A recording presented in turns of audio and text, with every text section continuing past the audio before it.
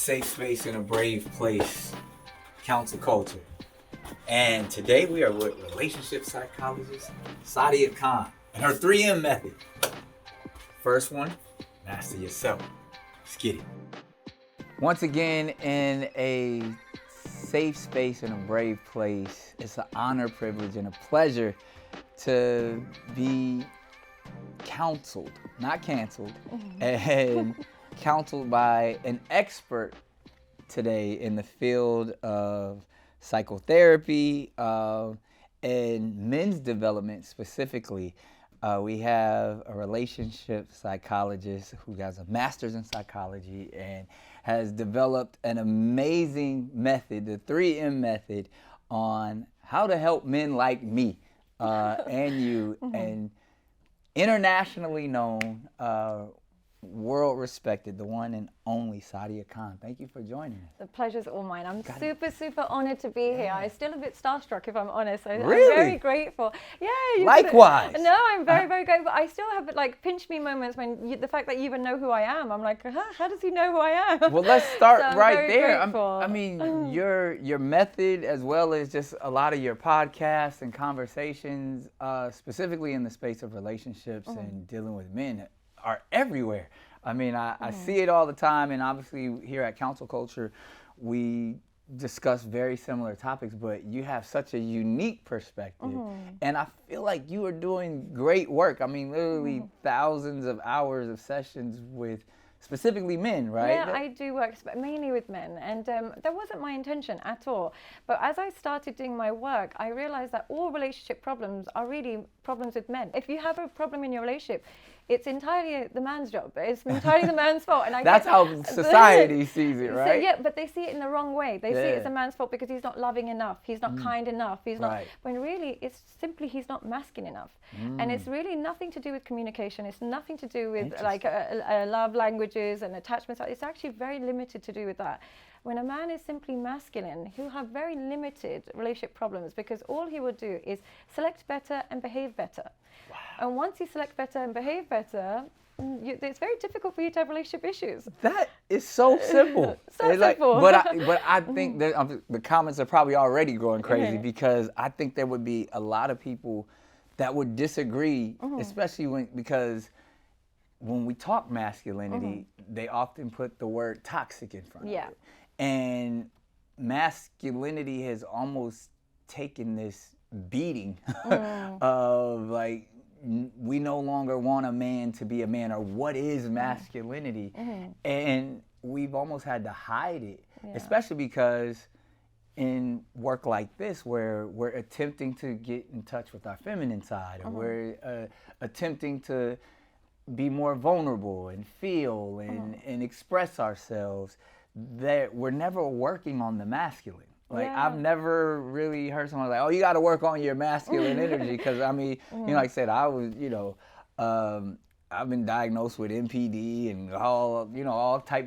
I'm arrogant. I'm a narcissist. I'm all of these things, but I usually say it's like, I'm just confident. I'm very content with who I am. I love my life. I love my decisions.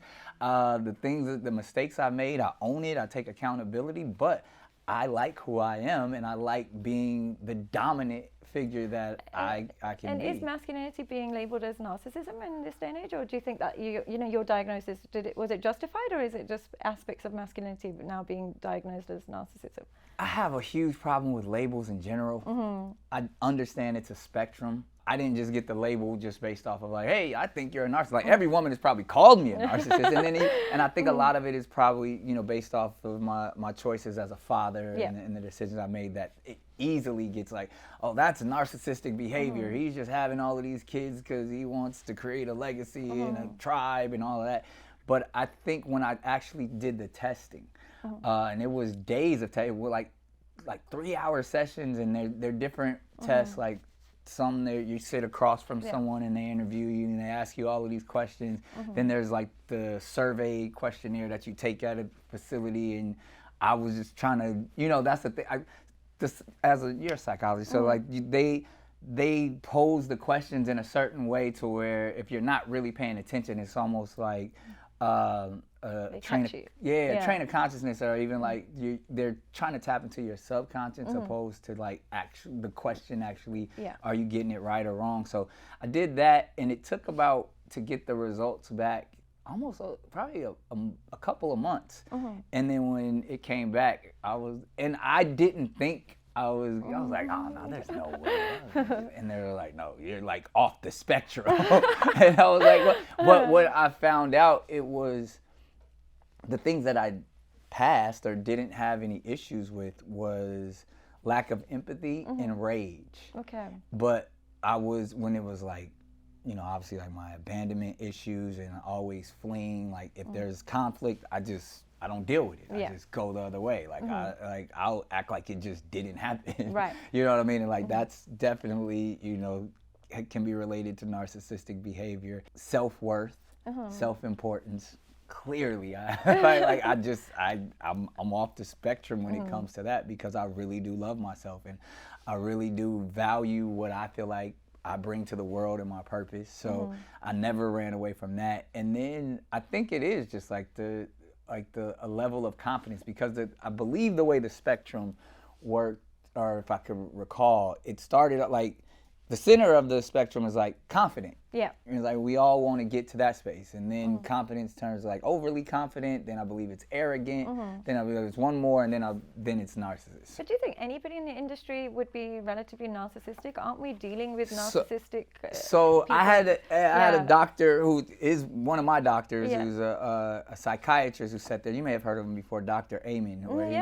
He's amazing. So it's funny because I've done the brain scans and all that stuff, and he was like, yo, you're just the first one to actually own it and speak out about it. He's like, your entire industry is full of narcissists. I just don't think it's possible not to be narcissistic. Even sometimes when I go to a concert and I see like maybe Kanye's on stage and thousands of people are screaming his name. Yeah. How would you not be narcissistic? Who wouldn't be narcissistic if all of these people are like in a trance over you? Or even when you think about athletes and sports, like if you're attempting to be the best, like you can't tell me Michael Jordan is not a narcissist. Yeah, and like, the fact that he has to be. But isn't it rightly so? If you can make other people just like as athletes, you can ruin somebody's day or make them elated the whole day. So why wouldn't you develop it? Isn't it a natural consequence of the work? And that's the thing. Like by me stepping out and embracing it, it's almost like I was attempting to take like the demonization away from it, because it's like it's another diagnosis, it's another syndrome like that. You know, we know a lot of people who deal with multiple things, and if you're attempting to work on it and better yourself. So I was like, I'll own it if this is what it is. Yeah, I'll be that. And wouldn't everybody be a narcissist if they had the same superpower that you have to achieve what you do? I'm not saying it's justified, but wouldn't any human being, if they can do that? And I'll go one step further in the idea of like, shouldn't we all love ourselves to a level to where we believe that? Well, especially if they say you still have empathy and you don't have rage. Why is it a negative? That's what that's where, you know, I was like, well, is there an aspect of, you know, positive narcissism? And even when we're like training our children and things of that nature, it's like you want like even in this culture, like I've always been a global advocate for anti-bullying. And it's like, it's not about beating up the bully. It's about having the level of confidence that we want to instill in our kids, that you know how to deal with all scenarios. And if you build up your confidence, the bully is usually the one that has the lack of empathy and the rage, because he actually is insecure in a lot of spaces. So when we get into that conversation specifically about like children, I was like, I think it's healthy to teach your children to be confident and love yourself. And if you get back to the space of like even where the term narcissist comes from, and the tale is like, it was a person who just loved himself so much that he loved his reflection. That's what the Greek. And I think it's become a term that women particularly use every time they've been heartbroken. But you're not a victim, you're a volunteer when it comes to narcissistic behavior. The narcissist is like, I'm going to do me. If you want to do you, you can do you, but I'm going to do me. It's your job to either do you or not do you. Now, you can't then claim to be victim when they pretty much show you everything that they're about to do and going to do. And especially in your case, it's like there's been relationships, they know what they're getting. So anyone that then enters a relationship with you and then says, oh, Nick was such such a narcissist. So then, newsflash, you knew coming in. So the victims of narcissists, I think they need a wake-up call. They just like it. It gives them a temporary relief to believe that they're not involved in this dynamic. But when you accept narcissism, you also have a desire to be a victim. There's something in you that likes to be a victim, and that's more dangerous than the actual narcissist. You said it, not because me. it's an intense desire to reduce and kind of resolve yourself of any accountability. Any narcissist you've ever experienced in your life, maybe not in your case because obviously you're a celebrity, it's slightly different, but in the general case, they'll say to me, he was a narcissist, he was a narcissist. I was like, how did you meet? Well, he was married at the time, he was cheating on his wife, and then he came to me, I met him at a strip club and he was paying for all the... And I'm like, but you knew. So the day you met him, you knew the type of individual you were dealing with. So only people with either really low self-esteem or some level of narcissism themselves can gel with that.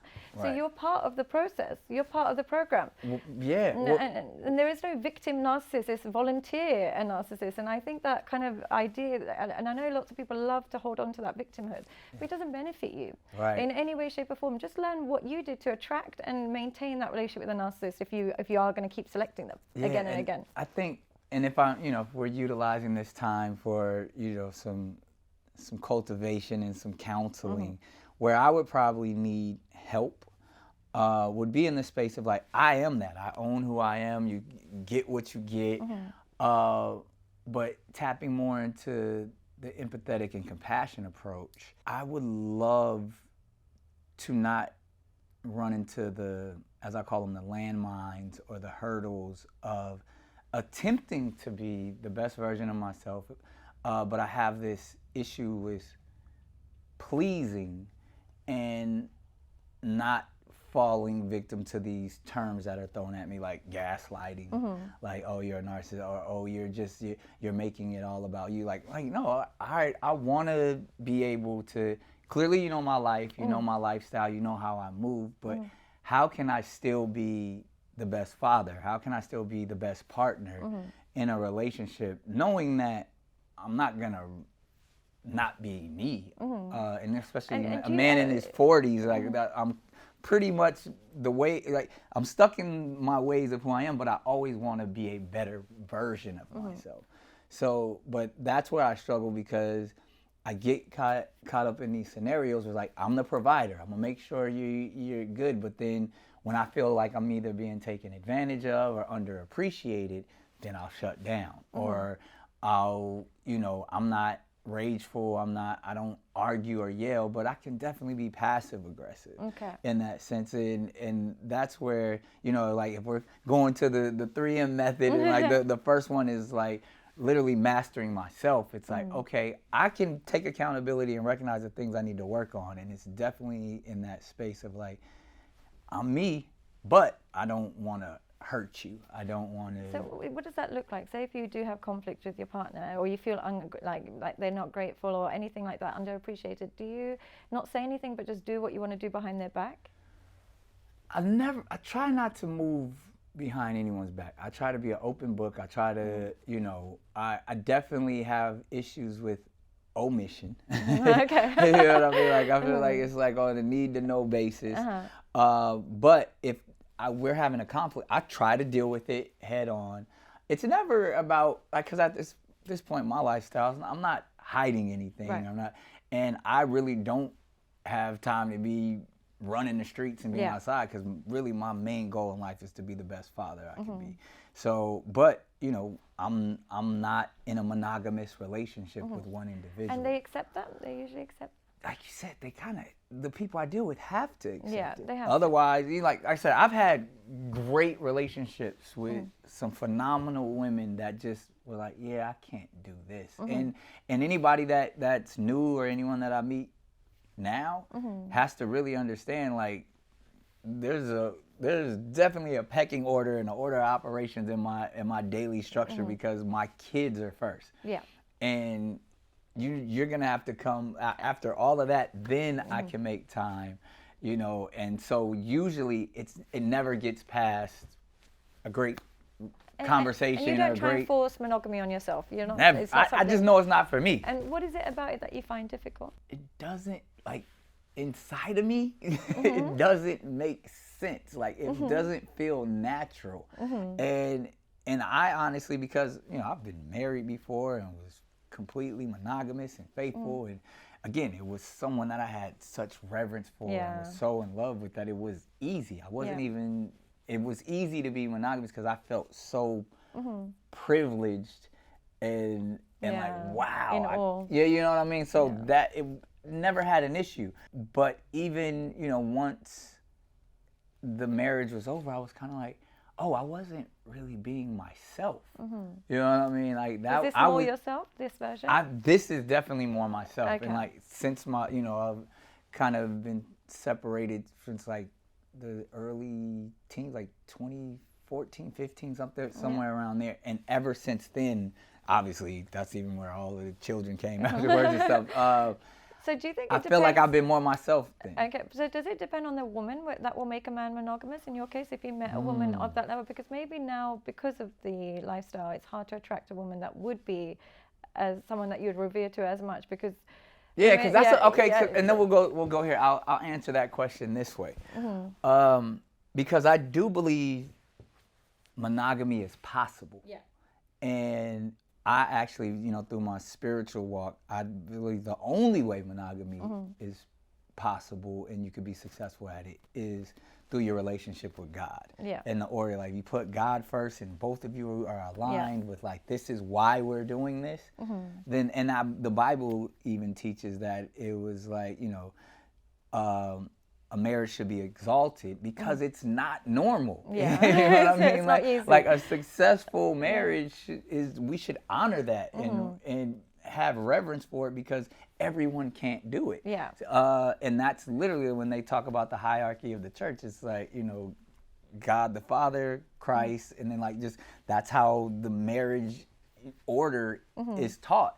So saying all of that, if I was to meet someone that I felt I was equally yoked with, which the Bible talks about, I think, and that was the journey, and it would probably have to happen, or had happened earlier in my life, because now every woman that I meet already has expectations set. Yeah. They already believe they know who I am, and so I'm at a disadvantage, you know, in my opinion, because I'm like, all right, I'm trying to get to know her for her. She believes she already knows me, and it's usually going to be a utilitarian love experience of like, what can I do for this individual? Yeah, I mean, I think in my experience of working with so many men, every man is capable of being faithful, every single one of them. Yeah. But there's only two conditions that will make him faithful. Is a relationship that's not worth the risk because he's so impressed by the woman.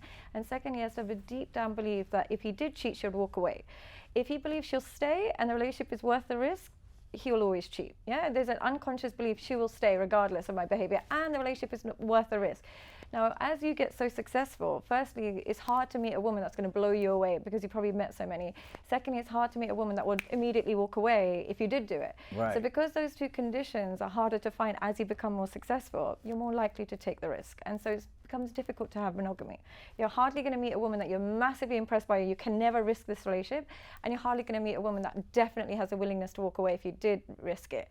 So it makes it harder to get that Mariah Carey style relationship again. Exactly. Yeah. And then it's like, if you do get that relationship, men can be faithful. And that's what like, and again, I'm also one of those people who just love life and love life experiences. And I'm like, I've had such amazing experiences that it's like, it's hard. I mean, I've said it many times on this couch, but it's like, it's hard for someone that's gonna come and top Mariah Carey. You know what I like? And also, it's hard for monogamy because monogamy requires monotony, and you have to be monotonous as a person. Yeah. So people who have very monotonous lives, monogamy is an easy relationship to fall into. But when your everyday life is so exhilarating, to then go back to a really monotonous lifestyle of marriage is very difficult. And I'm one of those people, like my therapist says, like I'm a machete juggler. So in that sense, where it's like I like what I get the exhilaration and the thrill from is like, watch me, you know, well, you don't think I can do it? Throw in another one, you know, and that's really, even at this stage of my life, is what continues to drive me, are the challenges, are the things of like, all right, how are we going to figure this out? How are we going to make this, you know, I can fix it. So all of the things, I've had the normal experiences, which, you know, and that's even because I would love to tap into this, because I don't want, you know, the people sitting here and watching it like, yeah, all right, your life is great, your life is amazing, you're living at a high velocity, like, and a high frequency, but the average person isn't dealing with it at this. But can I ask, in your case, like, what made you, instead of just being with lots of women, what made you want to have children with lots of women? I think it's two different processes, if I'm being honest. One, I think just to that point, I feel at a certain stage, and maybe this is where the narcissistic personality thing comes into play, is like, I value the ability to be able to do it and do it well. I was up for the challenge, and if I'm being honest, it was I had partners that were desiring and wanted children, and even the people that seemed like, man, you're such a great dad, I would love it. And I'm like, all right, well, let's do it. You know what I mean? Like, we got the finances, as long as you understand what it is, let's make it happen. And it was, again, being that provider, being that pleaser of it. It wasn't like I set out to be like, I'm about to go have a whole bunch of children at the same time. It was like a lot of the women I was dealing with had a similar desire at the same time. And because of, you know, me being living the lifestyle and the way that I was doing it, you know, I think a lot of, if there were men who had the ability to do it the way that I was doing, they probably would do it as well. But I think a lot of times, you know, and even I probably should have been thinking about it during the time, but like financially, they're like, wait, hold on, this is gonna get expensive. We're talking about 12 college tuitions. We're talking about 12, you know, like, so I think because I was like, all right, I can financially handle it. And then the fact that because of the lifestyle that I was living, where all the individuals that are in my life were moderately, you know, okay with the lifestyle that I was living, especially as it got to the place where it's like, all right, if you already know that I got 8 kids and you want the 9th, you kind of have to understand how this process is gonna work. So, but I think with the average man, when they're frivolous with who they have kids with, they really suffer, and they really do suffer. They lose access to the kids. They lose access to, you know, how to see them, how they're being raised. The children are then raised by stepfathers that could be abusive. It could be, so unless you're of a man unless you're still the dominant figure in those children's households, frivolously having kids would be really dangerous for the average man. Absolutely. But you could afford to still have a say in how the kids are raised and everything, and still have access to all of them. I mean, it's been, you know, was there some wood that I could knock on? Oh, crazy to God. But everything is, you know, and I think that's, you know, in respect to the women that I have children with, it's just a very respectful, openly communicative. Like, obviously, it's not all peaches every day. We are going to have our challenges, but the goal is, let's do what's best for the children. Oh, amazing. And when you get to that common ground, you know, it's never going to be a issue to where, like, we can't get to the right space. Even once you remove ego, once you remove emotion, all right, we'll have that moment. Let's come back to the table and like, all right, well,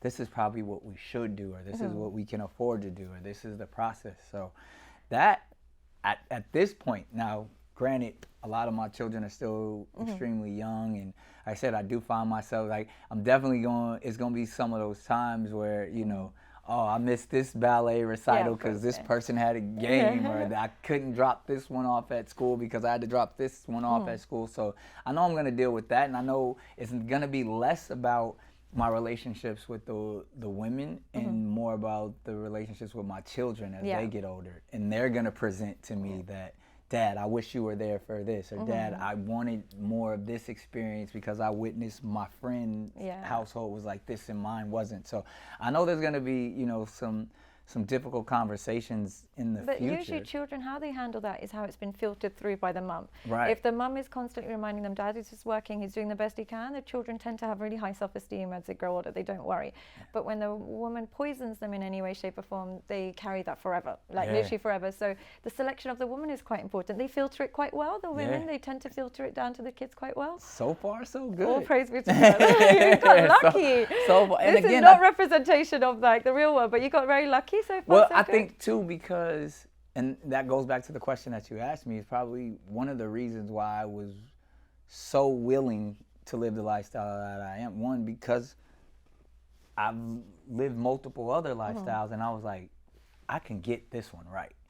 And because there's so many other decisions I could have made instead of saying, hey, I'm gonna have 6 baby mamas and 12 kids. Yeah. And even I could have still been the wild boy out there doing all of it. It could have been worse. Yeah. And it could have been, I could have also made some decisions to where I could have been in a marriage and cheating and all of those. But I chose to be like, I'm going to live an open book. I'm going to be as honest as I possibly can with everyone. And I'm going to attempt to be the best father I can be to all of my children. You live like Muslim men do. Yeah, exactly. That's what I'm telling Nick. Because I honestly, look, I'm Muslim, and I, always grew up thinking, why would God allow men to have up to 4 wives? That's crazy. Like, why is that allowed? And I couldn't understand it. And the other thing that's in Islam is like, men usually keep the kids. They usually keep the kids even after divorce. If their child can go to the mother, but if there's a stepfather, it goes back to the biological father. And I was like, that's crazy. So I would have to give my kid back if I got remarried. That's crazy. And I used to think that as a child. As I became a therapist, it all made sense. Really? Even though I wouldn't sign up to it. The night is young, you never know. But right now, I wouldn't sign up to it. I can totally understand the logic, because to make those rules as a religion, it means that the Creator really understood the nature of a man. The nature of a man is that there are definitely men that can be monogamous. There's some men that are just loyal to their wives. Yeah, they're absolutely loyal they're committed to the marriage. They don't care what they go through, ups and downs, they're going to be loyal. There's other men that are loyal to the woman they fell in love with. And if she stays exactly that woman, they can be loyal. But if she changes or kids get in the way and they no longer have that connection, they still need that same kind of love or that same kind of attention. Those men are gonna stray. Whether we like it or not, they're gonna stray. So I think the idea of placing it in the religious confines means that if God didn't give that clause, every man's going to hell. So you might as well just put it in there so that he can save himself. So now I completely And because men probably were the ones that wrote those laws. So then I completely, and even as I'm working with so many clients, one thing I know is just that as women, we can't match a man's sex drive for the rest of our lives. We physically can't do it. Right. No matter how promiscuous she is, even the sluttiest, promiscuous woman, after the first couple of years or after the first child, she goes back to not letting you touch her as well. She goes back to putting her socks on and going straight to bed. Yeah. So it's just something that we're almost not designed to keep up with each other for the rest of our lives. Right. And even though I wouldn't sign up to it, I completely have no judgment to those that do, because I meet so many mistresses that are like, I know he's married and he's going to stay married forever. I'm okay with this. I'm okay with just seeing him on the weekends. We have our intimate, and then he goes, I prefer this. Yeah. So there is a market for this world. And if it wasn't, which is why it made me a little bit more aligned with my faith, because I kind of get it now. I do. Yeah, I get where it's coming from. Coming from, y'all heard it. It's not, do as I say, not as I do. No, but it's just a reality, because what I do find is I do see lots of monogamous men in America, and they're loyal to their wife and they would never cheat, but they spend endless hours on OnlyFans, endless hours watching pornography, going to escorts on the side, doing whatever they could, because they don't get access to, some of their wives haven't slept with them in 10 years, 5, 10, and the men that accept it and stay totally loyal, even though you're not sleeping with him, you don't want that man. He usually lacks masculinity anyway. He's that guy with low testosterone, will just accept that you never touched him in 8 years, will moan about it and be mad about it, but won't actually do anything and still stay with you. As loyal, as monogamous as he is, you don't want him. Because if you did, you'd touch him. So he's that truly, truly high testosterone man that is more honest in what he wants in a life. Those are the men that women actually want. And because men are being programmed to think that women want one type of man, which they actually don't respect, they're losing their masculinity. I'm not saying women want cheaters. Yeah. No, but that's definitely not what we want. But we want a man that if he's not getting his needs met, he lets you know, I'm out. Yeah. If my needs are not met and your needs are not met, we both bow out. But this passive kind of man that will just accept his wife has never touched him, he still stays loyal, and he's just so monogamous, actually we lose respect for him. Wow. Mm-hmm. And I love the fact, and this is obviously a great place to pause our first session, because I feel like there was so much acceptance, accountability, and really, if we're going to your 3M method, is mastering self. Yeah. But in our next session, I think it's with mastering women. So, and I think that's why if we pause here, because one thing that you were just saying, which I found interesting, and then I can add what I've attempted to practice in this space when dealing with women, is if you remove the sex, Yeah. if you remove the intimacy, Yeah. does that strengthen the bond with your partner, or does that weaken it? To what you were just saying, because if your relationship is solely based on the physical, at some point, I feel like it's gonna dwindle away because of even what we just said. So in our next session, I would love to understand, and I'll even share more what I mean when I say, like, all right, what if, you know, I've kind of placed that on the table, not only of like, all right, well, what else are you bringing to the table besides sex and intimacy? And what else are you getting from me besides sex and intimacy? And then once we understand that, then we can weigh our pros and cons of this relationship. And do you know, like, your desire to be with different women, is that because you desired new novel sex, or is it because you desire different women? That is a great question, and we will talk about it on the next Counsel Culture, because this one has been so amazing. So thank you so much for having me. I'm sure the comments are going crazy. They're gonna hate me. I'm not gonna hate you. If anything, you have been saying everything. They gonna think I paid you to come here and regurgitate my philosophy. But this has been an amazing conversation. I've been counseled, and hopefully you all have as well. Like, subscribe, you know what to do. And we'll see you on the next Counsel Culture.